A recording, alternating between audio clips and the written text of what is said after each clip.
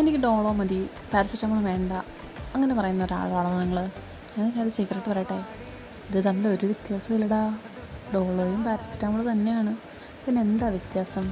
ഡോളോ എന്ന് പറയുന്നത് ഒരു ബ്രാൻഡ് നെയിമാണ്, ഒരു കമ്പനി കൊടുത്തിരിക്കുന്ന പേരാണ്. അവരടങ്ങിയിരിക്കുന്ന മരുന്നെന്ന് പറയുന്നത് പാരസെറ്റമോൾ തന്നെയാണ്. എനിക്കാണെങ്കിൽ കാൽപോള്, ഡോളോമിസ്റ്റ്, അതുപോലെ തന്നെ വെൽസെറ്റ്, ഈ പറയുന്ന ടാബ്ലറ്റിലെല്ലാം അടങ്ങിയിരിക്കുന്നത് പാരസെറ്റമോൾ തന്നെയാണ്. ഓരോ കമ്പനിക്കാർ ഓരോ പേര് കൊടുത്തിരിക്കുന്നുണ്ട് മാത്രമേ ഉള്ളൂ. ബ്രാൻഡ് നെയിംസാണ് ഡോളോ, കാൽപോൾ എന്ന് തുടങ്ങിയിരിക്കുന്ന കാര്യങ്ങൾ.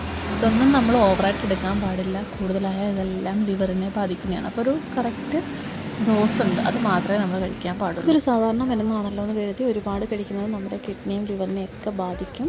അതുപോലെ തന്നെ ഒരു 4 to 6 hour ഗ്യാപ്പ് ഉണ്ടായിരിക്കണം ഈ മരുന്നുകൾ തമ്മിൽ, കഴിക്കുന്ന മരുന്നുകൾ തമ്മിൽ. ഇനി ഫാർമസിയിൽ ചെന്ന് ഡോളോ മതി എന്ന് പറയുമ്പോൾ ഓർക്കുക, ഡോളോയിലും പാരസെറ്റമോൾ തന്നെയാണെന്ന്.